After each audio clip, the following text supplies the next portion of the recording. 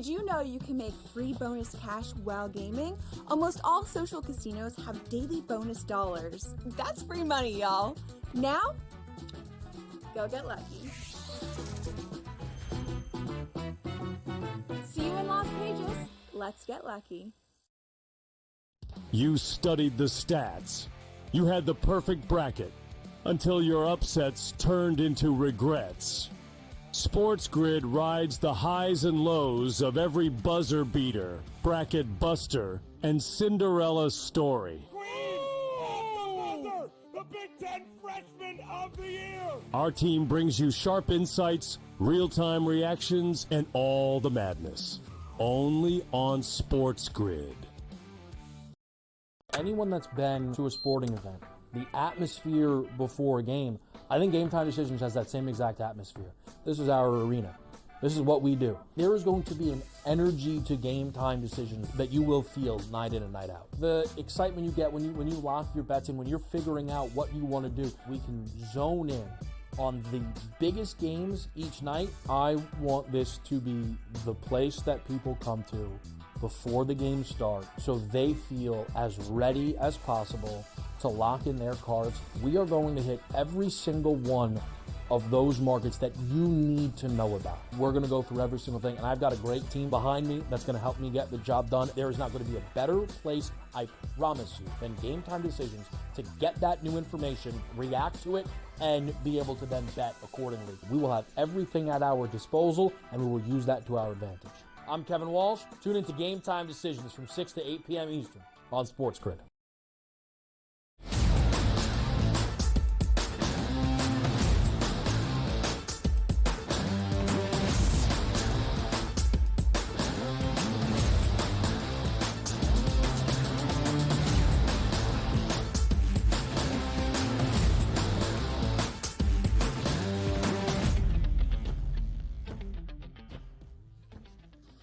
Are you not entertained on this Friday morning on the SportsGrid Network, Sirius XM Channel 159? I mean, if you're not, you don't have a pulse at this point. Donnie right side here, Joe Ranieri bringing you all the hottest topics across the sports landscape. Hour number one, action-packed. Hour number two will be the same. Now, we spent some time talking about the NCAA tournament, and rightfully so. And I'm not lying when I tell you, we might have the best Elite Eight, the best Final Four, and the best final teams-wise that we've ever seen here. No need to say, hey, what's the better game in the Final Four because, George Mason showed up there. Like, no, we don't have that. We should have all number ones, which would be phenomenal, and we'll see the play it out. We'll get back to some college basketball a little bit later in the show, but it's time to focus in hour number two, Joe. Are you ready?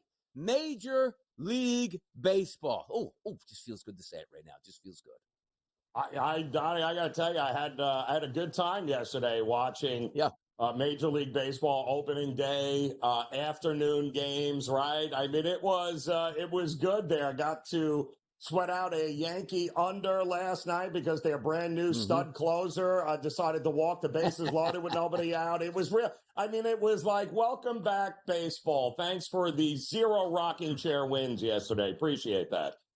No, you're so right, because I'm going to get to the Phillies game in just a moment, which, again, is the exact roller coaster the Phillies give you every single season, where it's like, why do I tune in when you throw lefty against the Phillies? He destroys them up there. The Phillies get a lead. New reliever comes into the game, walks a guy, hits a guy. Next thing you know, it's tied up. I'm saying, like, what do we do? Why do we watch this and put ourselves through this type of torture? But there were some highlights yesterday, which include, you can always guarantee on certain players on opening day to hit a home run. We'll get to Bryce Harper in just a moment, but you take a look at the Baltimore Orioles retooling that lineup. 12-2 victory over the Toronto Blue Jays, and this game was over quickly, which included another Tyler O'Neill home run on opening day, a 3 RBI performance, and the Toronto Blue Jays, who don't have high expectations, which doing all these preview shows, Joe, they're picked dead last. In the AL, they get dropped by 10 runs at home on opening day. Not a great look. I'm still laughing, Donnie, that not last year, but the year prior, don't forget, they completely changed the dimensions of the Rogers Center in Toronto so Toronto could score more runs.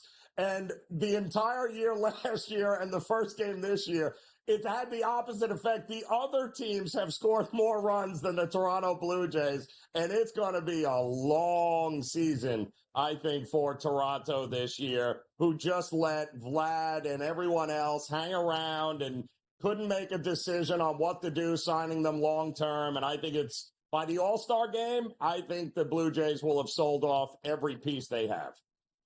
And also, like, they weren't supposed to be negotiating anymore with Vlad's contract, but we saw yesterday, I believe it was a Buster only tweet, like, hey, they tried again. And Vlad's like, yeah, I don't think this is enough money at this point. Yep. So if you open the season with your most important player unhappy with his contract situation and you're 1-6 after 7 games after the first full week, tough scene up there in Toronto. But boy, just a couple short years ago, man, that lineup was stacked. Looked like they'd be able to compete with the best in the American League. Now on the verge of having a fire sale in Toronto. Not a great look. Now, as we digress to the Philadelphia Phillies, thought they would win yesterday. Zach Wheeler was on the mound.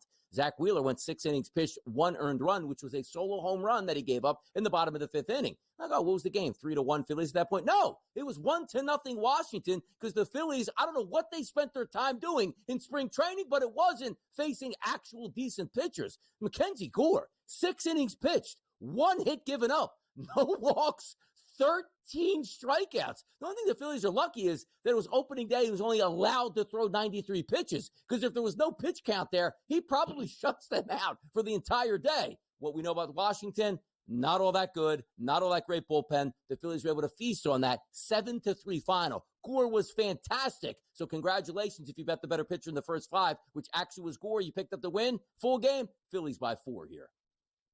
Listen, the Phillies rallied in the 7th, only to blow the lead again in the 8th, and then had to come back and win it in the 10th. I mean, the ups and downs, the roller coaster ride for Phillies fans. Welcome. It's here you go again in game number 1, Donnie. I can't wait to see what game number 2 brings. Exactly. And this is what we always get. Like, I had a great pick, which worked out in my favor with the Marlins and also the Pittsburgh Pirates. First 5 innings under, it stayed under that total. I said, great. I have 2 more games that I really like. Late night on the West Coast, which is a Seattle under against Oakland, or should I say the Athletics at this point now. That game stayed under. But the one game I also like, too, which gets you angry to me, a 5-4 victory by the Dodgers. They now sit at 3-0. But I loved taking a look at Blake Snell in the first 5 innings, going up against Tarek Skubal, and taking the under 3.5. Well, it's 2-0 entering into the 5th. Of course, they scored 4 times in the 5th inning to bury me and the under at this point with those pitchers here. But the Dodgers win again. So my question to you with the Dodgers, is it 162-0? That they never get beat, right? No shot that they get beat anywhere. No, and usually, I mean, the time to bet against Snell is early in the year, right? Because eventually he figures it out right around that July, August timeframe, and it becomes unhittable, which is laughable.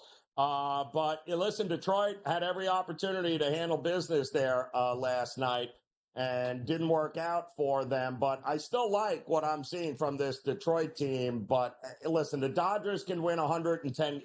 You know what you're going to have to do to beat the Dodgers in a 7-game series. You're going to have to hope for a whole lot of injuries in a 162-game season, Donnie. And even then, that might not be enough to beat this team.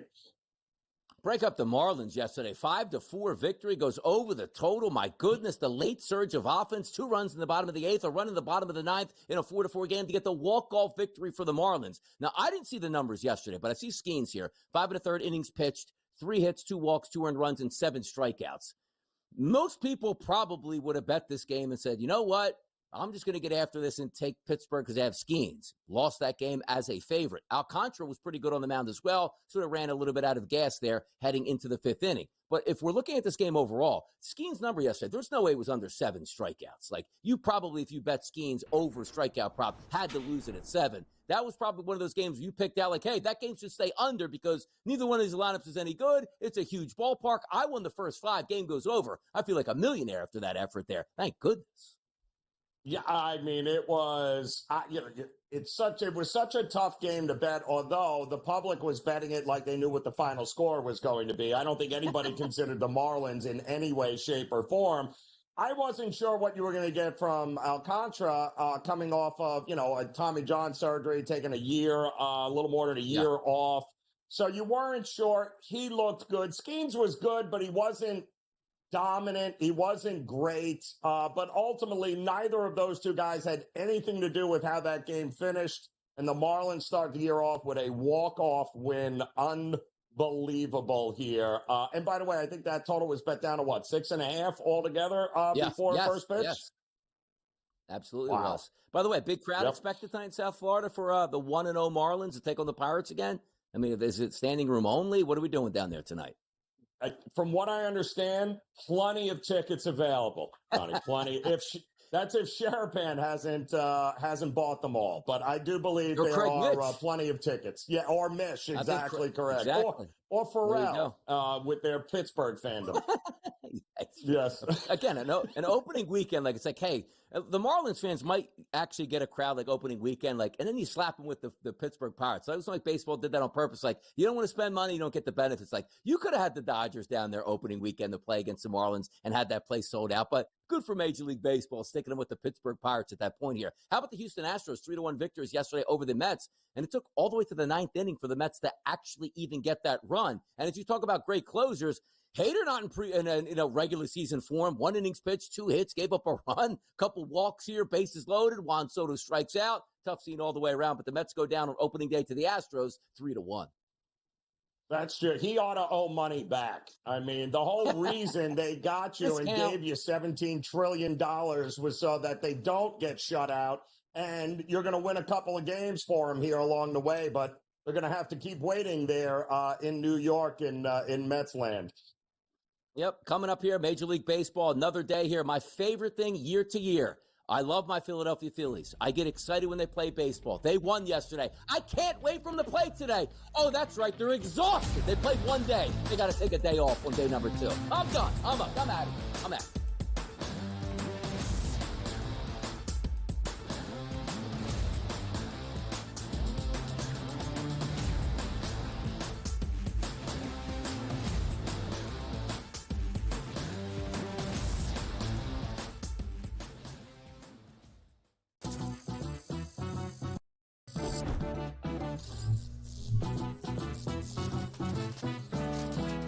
Want to play roulette? Here's a tip. European roulette has a lower house edge than American style. The lower the house edge, the better shot you have at winning. Most online casinos offer European roulette. So, if I were you, I'd get spinning. Now, go get lucky. See you in Las Vegas. Let's get lucky. You studied the stats. You had the perfect bracket until your upsets turned into regrets. SportsGrid rides the highs and lows of every buzzer beater, bracket buster, and Cinderella story.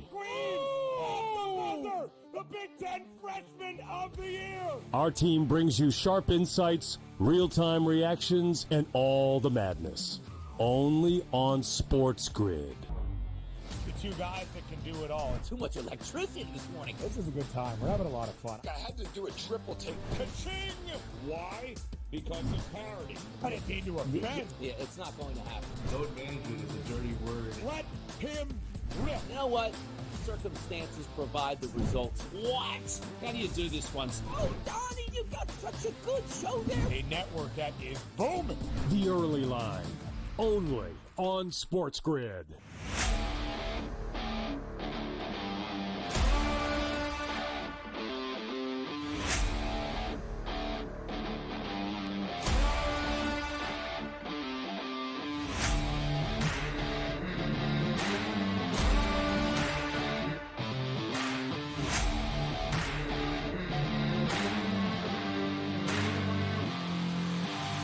It's smarter to be on SportsGrid.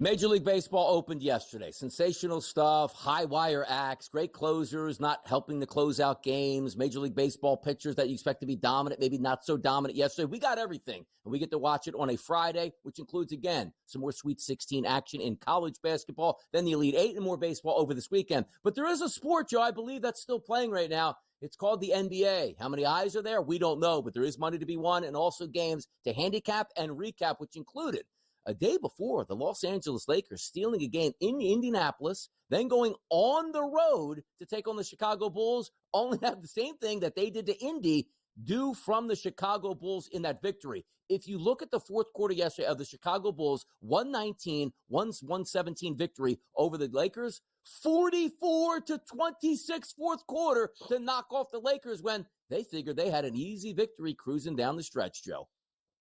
Josh Giddey with the half-court buzzer beater for the Bulls. But what's even crazier, Donnie, was look at the third quarter where the Bulls scored 17 points in the third quarter, 32-17.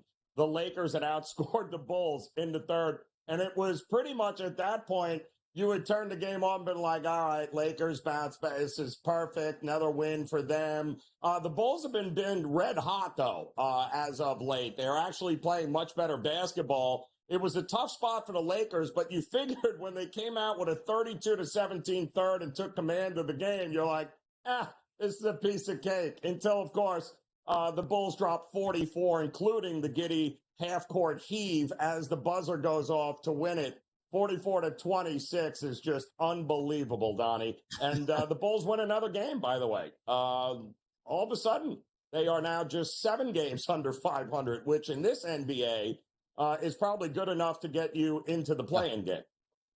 Yeah, that's a good record for the Eastern Conference at this point, as me being a Sixers fan, watches and cheering on my team to tank every single game. So congratulations, Bulls fans. You're at least going to get 1, maybe 2 games into the playoffs. But if we do focus on the Los Angeles Lakers, and again, the NBA doesn't do these teams any favors, particularly veteran teams like the Lakers, which includes LeBron James. I was actually surprised, and this shows the importance now of where the Lakers are really jockeying for playoff positioning, getting the best seed they can to hopefully avoid Oklahoma City for as long as possible. LeBron James on a back-to-back, Joe, played 39 minutes last night, 8 of 20 from the floor, 0 of 5 from three-point range. Maybe the leg's a little bit tired, but still had 12 assists in 17 points. You take a look at Luka Doncic. He also on a back-to-back played 38 minutes, 8 for 22, not efficient, but 25 points as well. You showed that the Lakers really wanted to get this game and were willing to play their superstars on a back-to-back in order to get that. Just a shame if you can. If you're playing on a back-to-back, what did we worry about? The second half. Lakers came out in that third quarter. They were tremendous, 31-17, but they just fell apart in the fourth quarter, which included the end of the game and the buzzer-beating shot there for the Bulls. But what do you make of the Lakers moving forward at this point? Really going all in on playoff seeding here as we go down the stretch. They don't have a big man, Donnie. I mean, there's only a very finite amount of ways that the Lakers can the playoff teams that they're going to have to go through in order to make a run at a championship. Can they win a series? Sure. Anytime you have Luka on the court there with LeBron, there's a good chance you can win one. Are they going to run the tables? I mean, the ceiling to me is, all right, you want to playoff. Congratulations. You won a series. But they're going to get smoked because there's not enough here. I mean, Luka had last year with Dallas, he had plenty of big men. He had other guys, guys that can shoot.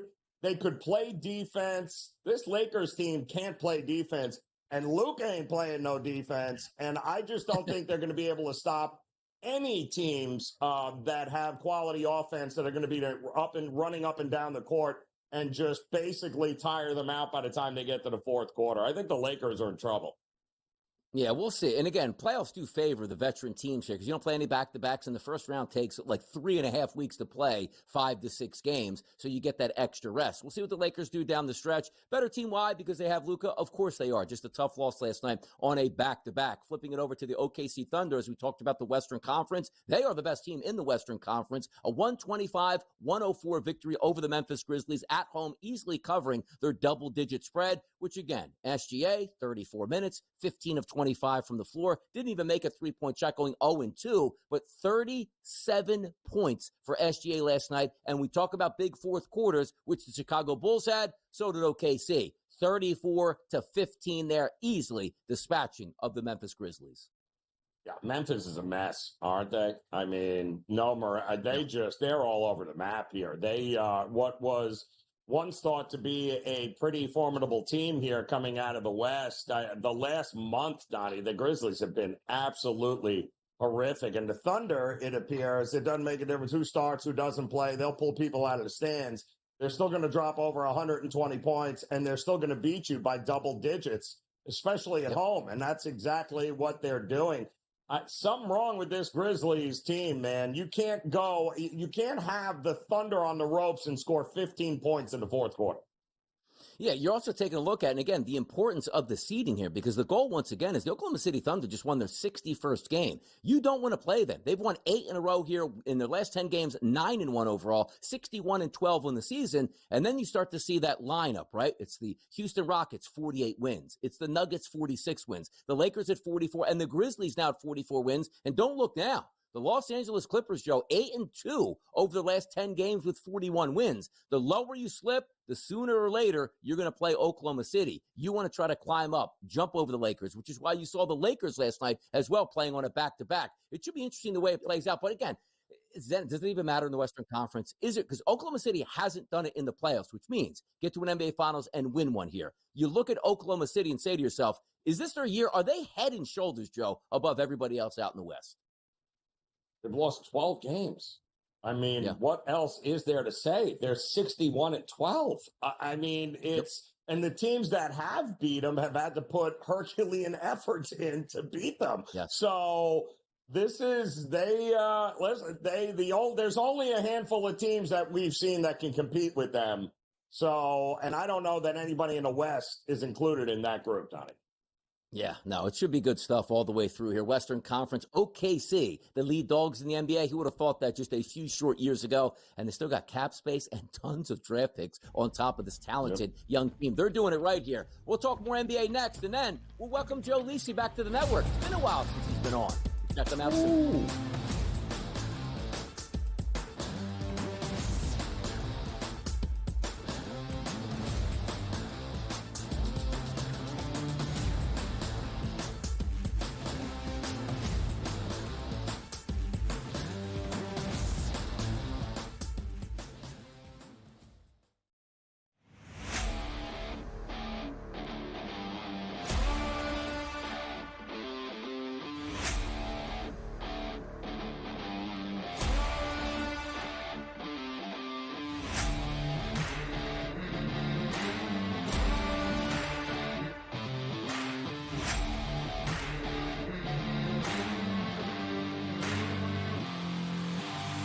It's smarter to be on SportsGrid. You studied the stats. You had the perfect bracket until your upsets turned into regrets. SportsGrid rides the highs and lows of every buzzer beater, bracket buster, and Cinderella story. The Big Ten Freshman of the Year! Our team brings you sharp insights, real-time reactions, and all the madness. Only on SportsGrid.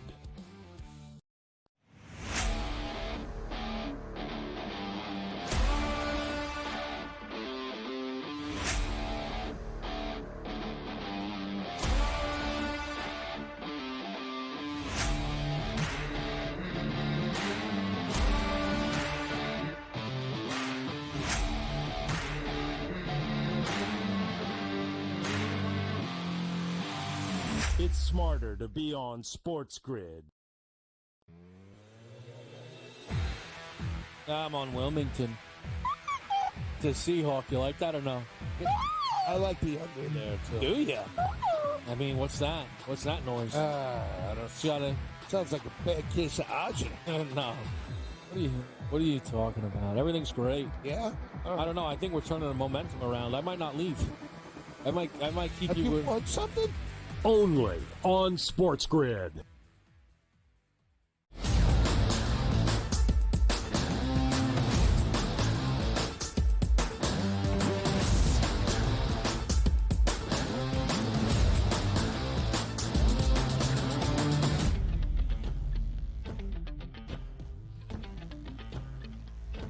NBA action, it's fantastic. Now, the one thing with the Dallas Mavericks is we know the struggles. They lose Luka Doncic and lose 90% of their fan base, who apparently doesn't even want to re-up next year with season tickets, and they're getting massive discounts if they can re-up for season tickets next year. But not stopping the team from fighting here and trying to make the playoffs. Last night, Joe, 101-92 victory over the Orlando Magic. Anthony Davis back in the lineup, 29 minutes, 15 points, and a -9, but it didn't matter. They won in a lower scoring game, as in the Orlando Magic's fashion here. That's a good win for the Mavericks, as I don't know what they're fighting for at this point, but they're fighting for something. I have no idea. I don't know what Orlando is doing either, to be completely honest with you. How in the world? I mean, just when you thought Orlando finally healthy, has figured some things out offensively, we know they can play defense, Donnie, and then you let a absolutely depleted Dallas team and Anthony Davis playing for just the second time in 9 years, and you let him come into your building and beat you like that is laughable. Like, what is going on with the Orlando Magic? Just not a team you can trust down the stretch here, and they should be way better than what they are, that team. Too much talent on that team with Boncaro and Wagner not to be able to handle business against a team like Dallas. Yeah, Boncaro, by the way, 38 minutes for the Duke legend there. 13 of 21 from the floor, 8 of 12 from the free throw line, 1 of 5 from the three-point range, 10 boards, 35 points in that game. And it still wasn't good enough because you take a look at, like, remember when KCP was a good scorer in the NBA? 33 minutes, Joe, no points. 33 minutes, no points for KCP last night. And again, Anthony Davis didn't do anything special with 15 points, but it was the bench of the Dallas Mavericks. You take a look at Hardy, 22 points in that game. Christie, 12 points in that game. Brandon Williams, 14 points in that game. Everybody in the lineup scored points last night as a team effort for the Dallas Mavericks in that victory, 101 to 92. But you're right. Now the Orlando Magic fighting for their playoff lives in seeding there in the play-in round when it looks like they probably had a legitimate opportunity to avoid the play-in round altogether, just not happening for them. How about this game? When we talk about like the Washington Wizards, how low are the Philadelphia 76ers? They just got beat by the Washington Wizards. So how do the Wizards repay their fan base saying, look, I know we weren't supposed to win. Let's make sure we get back to losing. How about a regulation loss? 162 to 109. How does it even happen in the NBA? $162 in regulation. God, I was laughing. I mean, they had 82 points in the first half, the Pacers. I was like, you've got to be like, what are we doing here? Like in the NBA, then they come out and drop another 42 in the third and then another 37. I mean, you want to talk about zero resistance from the Wizards last night. Now, congratulations, Indiana, but you had an opportunity to beat the Lakers the night before and you blew that at home. So now what do? You go to Washington and you beat up on them. Can you imagine? This is the problem with the NBA. How do you have, with a straight face, a regular season game that ends 162 to 109? How is that even possible, Donnie? And a road team, Joe. Like, not hey, just had a good road. They didn't get in last night till 4 a.m. on a back-to-back. They sat half their starters. Like, no, that's how bad that team is, which, again, why shot at the Philadelphia 76ers was. The Sixers were home against the Wizards and got beat outright by that team. Like, look at the Eastern Conference standings. This is a Wizards team that is 43 games back of the Cleveland Cavaliers, who were 59-14. Is this the same sport? Is this the same realm that we actually play in? Because the hardest part for the NBA season is we get excited at the beginning of it because everybody still thinks they can make the playoffs. Once we get down to the final 10 games of the season, when half of the teams are trying to win, half of them don't want to win at all, which is why that Sixers-Wizards game was nobody wants to win this game. How does it turn out? The Sixers are favored by 2.5 and got beat on their home court. It does make it crazy. But a quick focus on the Eastern Conference itself. 5 games up with the lead is the Cavaliers over the Boston Celtics, and then that drop-off between the Knicks, the Pacers, the Pistons, and the Bucks. We do see that, yes, Cleveland has life back again. Winners of 3 straight games, 6-4 in their last 10 after a little bit of a lull. Are we confident still that the Cavaliers are the best team in the Eastern Conference? No, they're not the best team in the Eastern Conference. The champs are until somebody beats them, and that's just the way it is. Now, granted, Boston has had some issues this year, especially at home when they play teams like the Cavs or the Oklahoma City Thunder. But I'm a big believer. Listen, that's a team that knows when it's crunch time and when it matters the most. And until I got to see you beat the Boston Celtics in a series before I believe they are not still the best team in the East. Yes, hey, look, a couple games to go here. Once we get through the Final Four and the championship game in college, we'll be right around the corner from the NBA playoffs, and it'll get better. XRP guy, Joe Lisi, up next.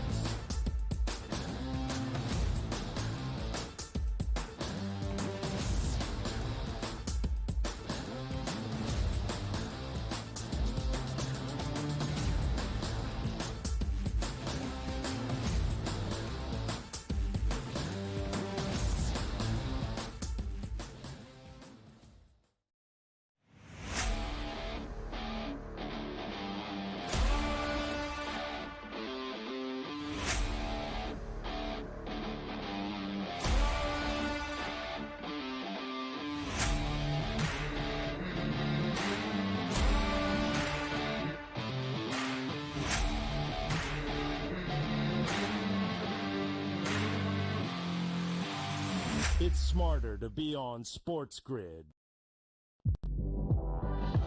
There's a couple of reasons why St. John's lost this game.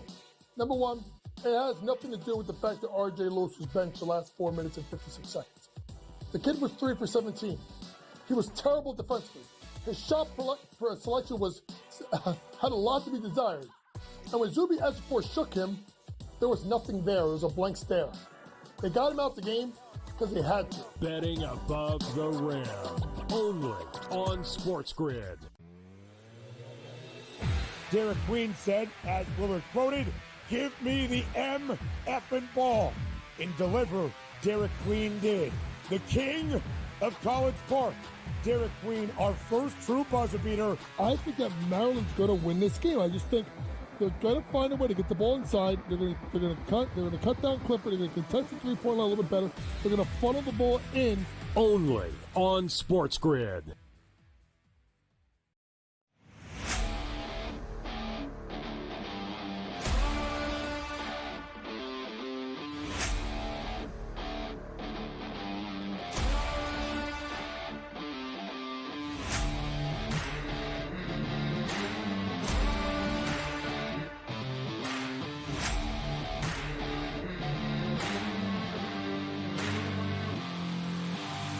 It's smarter to be on SportsGrid.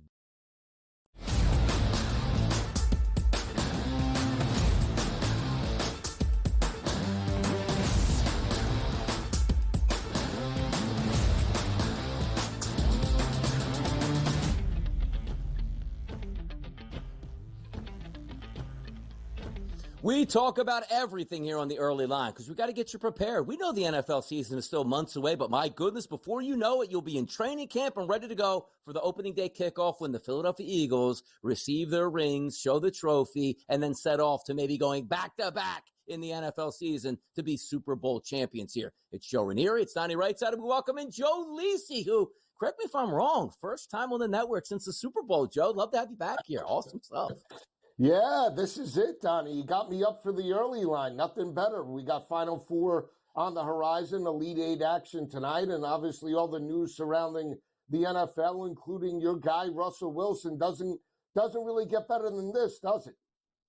No, it doesn't. Like, I have one guy on here named Joe who works around the clock for the network. That's Joe Ranieri. And then Joe Lisi, who I don't even think he works more than 2 to 3 times a week. So I got both my best friends here on the network to try to get after it here. Now, when we talk, Joe, when we talk about quarterbacks getting after it who maybe shouldn't be working in certain spots here, I cannot believe Russell Wilson ended up signing with the New York Giants. My head almost exploded, but I don't want to take up any time because I have railed this week repeatedly on this. I need your take. Russell Wilson to the Giants for who, for what?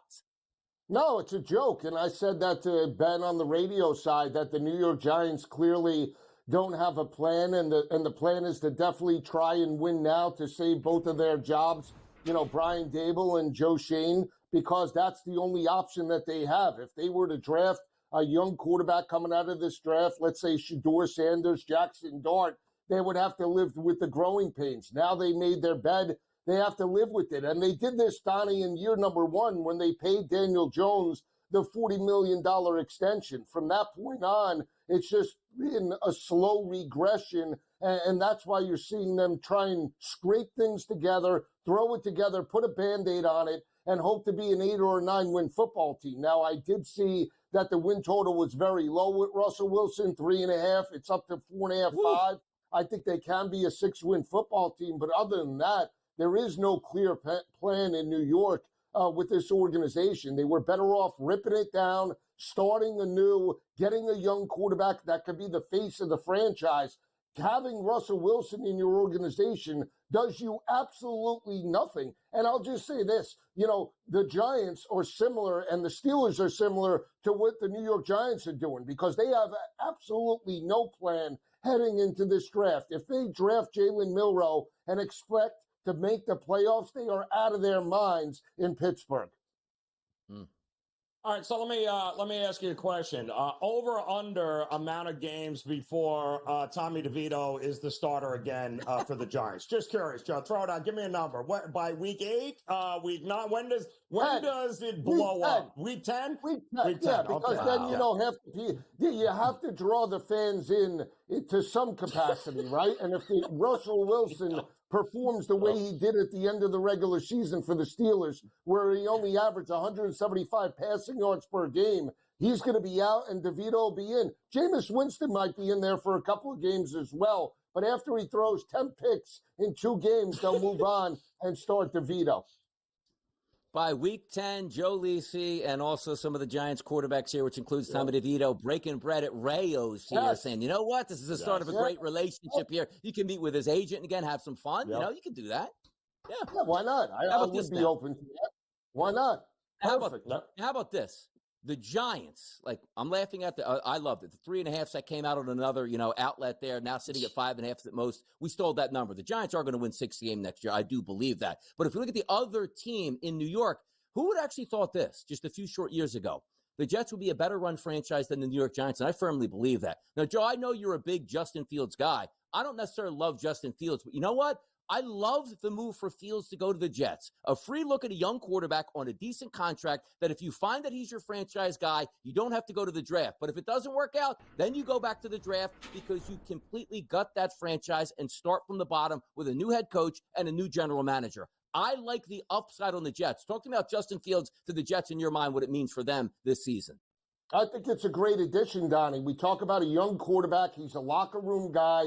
He's not like Aaron Rodgers, going to take the media hype and fanfare away from the team. It'll be about the team wholeheartedly. And Aaron Glenn in year number 1 has the ability to cultivate that young talent into potentially a 9-win football team. Are they going to win the AFC East? Probably, most likely not. But you look at their prices right now to win a Super Bowl, 190 to 1. Are you kidding me? Justin Fields has won games in the NFL. He was 4-2 as a starter for the Pittsburgh Steelers. The offensive line breaks down. He can make plays with his legs in terms of the RPO game. And he's paired with Garrett Wilson, his former teammate at Ohio State. They have young talent there. Breece Hall, Braylon Allen, Garrett Wilson. The sky could be the limit for this offense, and I'm saying overachieving expectations. I expect the win total to be, 6.5?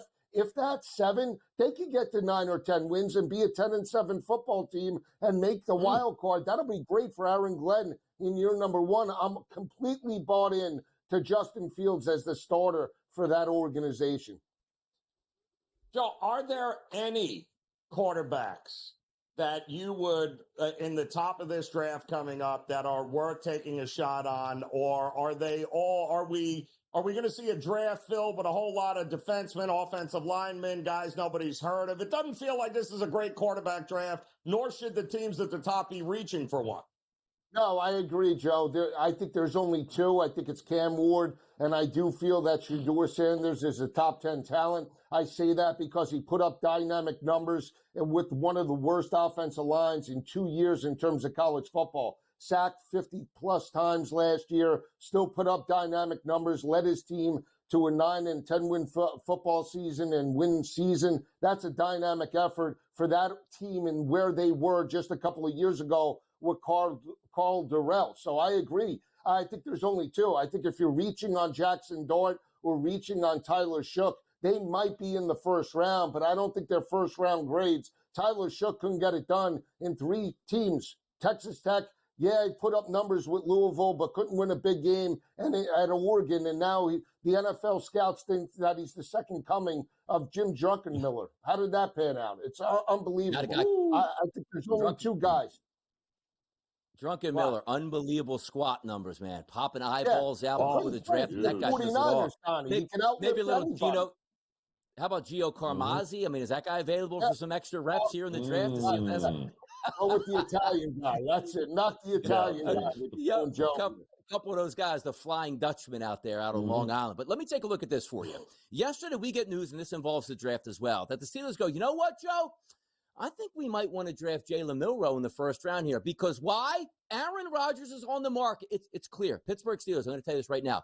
He doesn't want to actually go there, but you could overpay. And I'm like, you know what? I might as well go because you're paying me so much money. Joe, talk to me about Aaron Rodgers. There's no real places to go that he can win at. Maybe in Pittsburgh he can do that and gets lightning in a bottle and get to the playoffs. Why does he not want Pittsburgh? And what is he waiting for then? Donnie, I have no idea. I don't know if he needs more vacation time, but you're telling me that last weekend Aaron Rodgers was in the Pittsburgh Steelers facility and he didn't walk out with a contract. That's on Mike Tomlin and that's on the Steelers. I would have put the contract on the table, said, here's the number, you want it, you sign, you walk out that door, don't let the door hit you in the ass. Be honest. I mean, what is the Steelers allowing Aaron Rodgers to hold them hostage at this point? They have no clear plan, and Mason Rudolph is the only guy on that roster. And oh, by the way, he led them to a playoff win, not a win, a game against Buffalo a couple of years ago. They have no clear plan since they drafted Kenny Pickett on how to get out of quarterback purgatory. They just can't do it. Aaron Rodgers is the best option right now, but if he says no or it doesn't work out, they have to go with a quarterback like Jalen Milroe. But he's such a project at this point. They're not going to win immediate games. And oh, by the way, they had Justin Fields there and allowed him to walk out the door. Why not work with Justin Fields if that was what you wanted? Aaron Rodgers in vacation time. Nobody gets more other than Ben Stevens and Kevin Walsh here at the SportsGrid Network. We're up next for Draft Talk.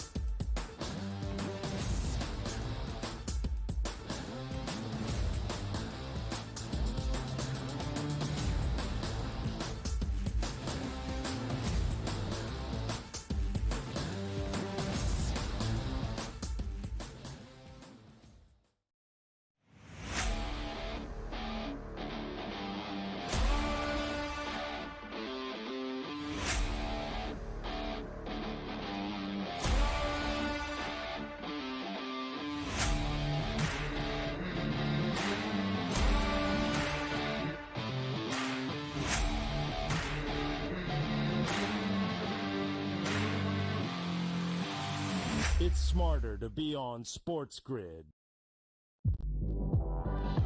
There's a couple of reasons why St. John's lost this game. Number one, it has nothing to do with the fact that R.J. Lewis was benched the last 4 minutes and 56 seconds. The kid was 3 for 17. He was terrible defensively. His shot selection had a lot to be desired. And when Zuby Ejiofor shook him, there was nothing there. It was a blank stare. They got him out the game because they had to. Betting above the rim. Only on SportsGrid. Derek Queen said, as Willard quoted, "Give me the M effing ball." And deliver, Derek Queen did. The king of College Park. Derek Queen, our first true buzzer beater. I think that Maryland's going to win this game. I just think they're going to find a way to get the ball inside. They're going to cut down Clifford. They're going to contest the three-point line a little bit better. They're going to funnel the ball in. Only on SportsGrid.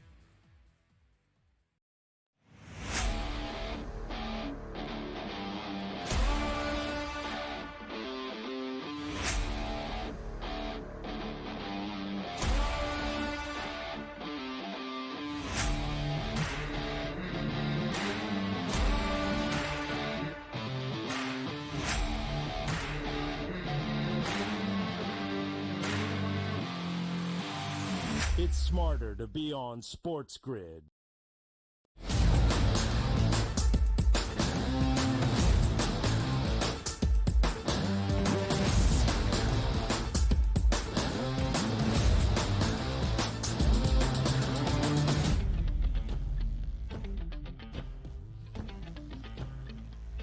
It's draft season, people. Get ready. Teams are going to try to draft their quarterbacks, their tight ends, their offensive linemen to get ready to go. But understand this, too. The smoke screens come out at this time like you've never seen before. Like, you're talking about an LSU lineman out here that is a left tackle and absolutely dominant heading into the draft, puts out unbelievable game film, Joe Lisi, and they tell him, hey, man, I just measured your arms. We don't think you can play in the NFL anymore at this point. So get ready for this stuff. Xavier Restrepo, one of the better wide receivers in college football. Homie runs a 4.8 out there. Now all of a sudden, he didn't even know he's CFL style, maybe back to high school at this point. So, you know what I mean? The rumors are out there where these kids are trying to improve their draft style, saying, I dominate on the football field. Now you don't like me in shorts and a T-shirt. Make it make sense. It doesn't. But having said that, You look at the keys to the number one overall draft pick here at the FanDuel Sportsbook. It's Cam Ward. And sometimes we miss opportunities because it's usually like, you know what? Let me take a 500 to 1, a 600 to 1, like an extreme long shot on something and sit it out there. Well, Cam Ward just a few weeks ago, Joe, plus 140s, minus 140s, minus 180s, up to minus 300s, going like, Cam Ward's going to be the number one overall pick in this draft. He now sits at a 12 to 1 price. Even if I told you today, you could lay $1,200 doing 100 back. Most people say no. But if I told you that was a lock, that in a month you get $100 back, people still won't take that. So for number one overall, what's it going to take for Cam Ward to not be the number one overall pick? Is it even possible at this point? No, I think if you're Tennessee and you swung and missed on both Malik Willis and Will Levis last year, a couple of years ago, you have to take Cam Ward. You have to do right by the organization and take the best quarterback in this draft class, which is Cam Ward. The mobility, which we saw Jaden Daniels take games over with his legs, as Cam Ward is dynamic as Jaden Daniels. Not so much, but he still has that ability in terms of his game. If they were to pass up on that, trade out, get more value, get better depth and hang and just get a coverage of areas in terms of positions, that would be the wrong approach for the Tennessee Titans. They have to make right by this. They have the number one slot. Cam Ward is the guy. They should be solidified in that. It should be minus 2,500 at this point, Donnie, because he's clearly the best quarterback in this class. The ability to extend the pocket, the ability to locate wide receivers, always keep his eyes down the field. We talked about the RPO game a little bit better than Shedeur Sanders, who's the pocket passer in terms of this draft class. Cam Ward has to be the guy for the Tennessee Titans. And if you swing and miss, at least you took a shot with the number one overall selection as opposed to picking a quarterback in the third and fourth rounds and second round like they did with Malik Willis and Will Levis. It's going to be fascinating, Joe, because you love this time of year because there's believe half of what you hear and pretty much nothing of what you see. When teams are telling me how excited they are about a guy, I usually tend to look the other way. But play it out with me here. It doesn't feel like there is anybody franchise changing that teams are going to have to move up the draft and give away the farm to go get. Cam Ward stays with Tennessee, right? Then you've got Abdul Carter going to Cleveland, which is what most people seem to think because you need an edge rusher. If I'm the Giants at 3 and Shedeur Sanders is there, I'm not taking him, or are the Giants looking for somebody else to come up and grab him? What happens here? Well, I would be, if you're the Giants and now you've made your bet and you've already got Russell Wilson and Jameis Winston there, you can't then take Shedeur Sanders. When's he going to play? Well, with both of those guys ahead of him, and then all of a sudden now you're going to start Shedeur Sanders. That would be the worst move for the organization. The best move, if they're not going to move out, would be Travis Hunter. And I say that because you have a dual threat player, potentially the most athletic in this draft class, a game changer at the cornerback position, knowing that you have to go up with the likes of Washington and obviously the Super Bowl champ Philadelphia Eagles. You need a lockdown corner to shut down both A.J. Brown and those elite wide receivers, including C.D. Lamb for Dallas. So, again, if you could get him to play both ways as well, maybe not, 50 or 60 offensive plays, but get him in a limited package where he could play 10 to 15 plays on the offensive side and pair him with Malik Neighbors. Now you will at least give Russell Wilson weapons to potentially challenge some of those teams within the division. If I was the Giants and you're not going to get a taker for number 3, I would take Travis Hunter at this point. Yeah, there's no, the Giants did so many wacky things here at this point where it's like, yes, if number 3 is like, wow, we didn't expect the quarterback to be there. Now we have him and take him. You're not starting him over Russell Wilson, which then means you just signed 2 veteran quarterbacks that aren't going to play, and DeVito's already on the roster to let your rookie play and see what happens. So it seems like a disaster on the outset. Let me ask you a question, Joe, number 2 overall, right? It's usually quarterbacks get overdrafted. I think Abdul Carter is the best overall player, which many would agree with in this draft where it is. But what should the Browns actually do at number 2? Just take the best player on the board, overreach if they don't think Sanders is the right guy? Because they don't have a quarterback either. Like, what are the Browns doing here? Yeah, I mean, here's the thing, right? Yes, you're right. He's a game changer. We saw what Philadelphia did with the defensive needs over the past few drafts, right? Drafting all Georgia dominant talent. So, yeah, I would say, yeah, Abdul Carter would be the pick. And then you're going to, pair him with Myles Garrett, and you're still hoping on Kenny Pickett to be that franchise guy. If I was Cleveland right now, I would take a swing on Shedeur Sanders. I mean, why not? Take a shot with Shedeur Sanders, see if he could change the organization, make him start from day number one, get the growing pains out, and maybe have a Jaden Daniels type of season. I mean, that would be the best option for the Cleveland Browns. Hoping that Deshaun Watson's going to come back in a couple of years and help you is not the answer. Kenny Pickett is a backup. He can perform when counted on in small sample sizes, but he's not the answer to save the organization. Why not take Shedeur Sanders and see if you could catch lightning in a bottle? Yeah, drafting Abdul Carter is basically like a layup need. It's great. You solidify the defense, but it's not bringing you any closer to challenge those teams in the division that have elite quarterback play like Lamar Jackson and Joe Burrow. By the way, answer me this too, because as I see Albert Breer tweets out today, the Titans are working Miami quarterback Cam Ward out privately on campus today per sources. You had meetings with him. He had his pro day. He's going to be in shorts again. Are they saying, like, I just need you to throw that 7-yard slant one more time just to make sure we think you can play football at this point in T-shirts and shorts and with no defense out there? I love the NFL, but sometimes they just overcomplicate it. You knew exactly last year who the best quarterback was all season long. You need another private workout to figure if that's your guy. What are we doing, Tennessee, instead of using the company jet for useless miles? We'll be right back with Joe Lisi.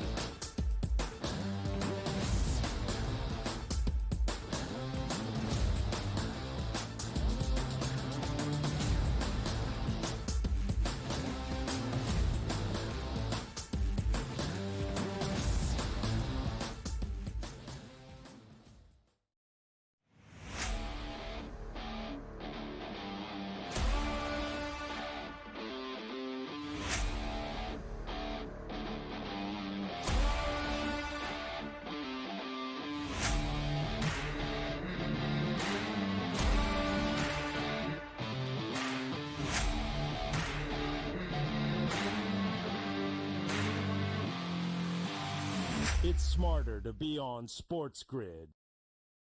You studied the stats. You had the perfect bracket until your upsets turned into regrets. SportsGrid rides the highs and lows of every buzzer beater, bracket buster, and Cinderella story. The Big Ten Freshman of the Year! Our team brings you sharp insights, real-time reactions, and all the madness. Only on SportsGrid. The two guys that can do it all. Too much electricity this morning. This is a good time. We're having a lot of fun. I had to do a triple take. Ka-ching! Why? Because it's parody. I didn't mean to offend. Yeah, it's not going to happen. Load management is a dirty word. Let him rip. You know what? Circumstances provide the results. What? How do you do this one? Oh, Donnie, you got such a good show there. A network that is booming. The Early Line, only on SportsGrid.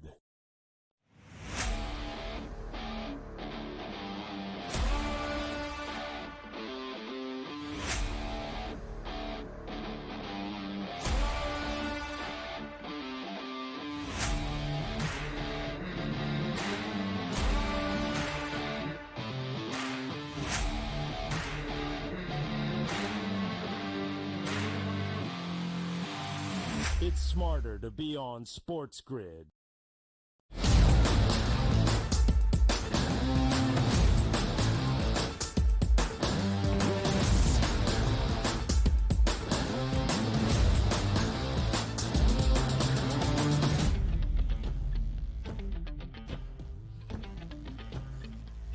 It's rapid fire this morning on the Early Line to end out hour number 2. Joe Ranieri, Donnie Rightside, joined by Joe Lisi. Joe's going to be in the studio tonight live, carrying all that weight from Kevin Walsh, who usually is just an NBA guy at this point in the season. We'll see what happens tonight, but I trust Joe Lisi and his knowledge, which includes Mississippi and Michigan State tonight. Light line, FanDuel opened it up at 2.5, now sits at 3.5, a total of 143.5. Ole Miss from the SEC, Michigan State from the Big Ten.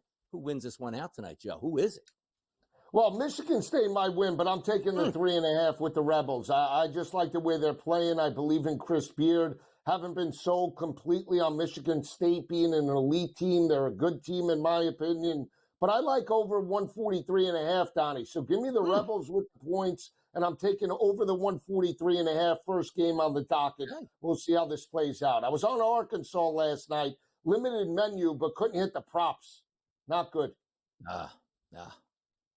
Can Kentucky go 3-0 this year against Tennessee here, Jojo? They can, Joe. I look at this line, and they lost the 2 previous meetings. How do they instill on a neutral court Tennessee as a 4.5-point favorite? My gut says take Kentucky with the points, but the line is telling me that I have to bet Tennessee. And I know it sounds crazy, but I believe in Ziegler. I believe in Lanier. The 4.5, I think, is going to be, a key number. I like Tennessee laying it. I know Rick Barnes never lives up to expectations and never steps up in a big spot, but I'm going to pull the trigger tonight and lay it with the Vols. I do believe that this game goes under the total, though. I think it's more of a defensive effort out of Tennessee. If they're going to win this game, they have to do a little bit different than what they did in the previous 2 meetings. So I'm going to lay it with Tennessee. I think it'll be basically a 40-minute game, but I think somehow, some way they cover the 4.5, guys. It's got to be a 40-minute game, Joe. They play 40 minutes in college basketball. Well, I mean, you know what I mean, Donnie. 38 minutes, it could be a 3 or a 4-point game going right down to the wire. These games have been blowouts for the most part. No, they have. But understand this too. I always love this point of contention where it's like hard to beat a team 3 times in the same season. Let me just go back into the realms of when you grew up as a kid. You play your buddy in Madden, you beat him twice. I don't know if I can. No, you want to play him again because you're going to beat him a 3rd time. You play high school football and say, hey, we scrimmaged them and we beat them, and then we played them in the regular season and we beat them all 3. Yes, you're going to probably beat them again. Your little brother that you beat up twice already in 1 week. Oh, it's going to be hard to beat him up 3 times in 1 week. No, it's not. Go beat him 3 times. Let's see what Kentucky can do and pull that upset here. Michigan and Auburn. 8.5-point number live right now in the FanDuel Sportsbook. 153.5 as the total here. Is Auburn going to roll Michigan or Michigan? Late night, late week, always getting the cover, always in a close game here, Joe. Who wins out? Michigan, Auburn. Yeah, I think it's Auburn. I think Auburn wins this ball game convincingly. I just don't believe in Michigan's big men. I know Trey Donaldson is the guy, on the point, and he's been hitting great, and a great amount of threes when it counts and the game's on the line. I just think Auburn, if they get up the way Texas A&M did, I think they just put pedal to the metal and run away from it. I just think Broom and those guards for Auburn are the difference. I'm going to lay the 8.5. I think it's a double-digit win. I lean to the over, don't love it, but I think it's all Auburn tonight, Donnie. Yeah. Houston's got to play in Indy. That's interesting, given the fact they got to take on Purdue here, JoJo. But this is great defense against great offense. Who wins? I think Houston wins, but I'm going to take the points with Purdue. I think Hoffman-Wren could be a difference maker. I saw him put up 14 and grab 14 bounds. You saw Braden Smith lead that team in terms of the 3-point perimeter game. I know Houston has great 3-point defense. And when this line came out, and I covered the game last week when Purdue won, I thought this line would be 4.5, 5. The fact that it's up to 8.5, to me, where Purdue is just way too many points in this type of atmosphere with the potential hometown crowd. Give me the Boilermakers. I think they cover, but Houston wins the game, guys. We love getting takes from Joe Lisi, whether it's college football, pro football, college basketball. The guy does it all here at the network. But I need one more thing. Do you sell crypto on Fridays to buy back on Mondays? Like, give me a little bit of insight here before you get out of here. Yeah, what do you do? I don't understand. I'm a newbie in this. It's in a consolidation phase. We'll see how it plays out. I risk my own money. You know that. I'm not a snake oil salesman, Donnie. Come on. Yo, who is on the network? Dime them out. Give me some intel. Who's the snake oil salesman on this network right now? I need intel. That's what I need at this point. You get intel. When we break bread down in Philly.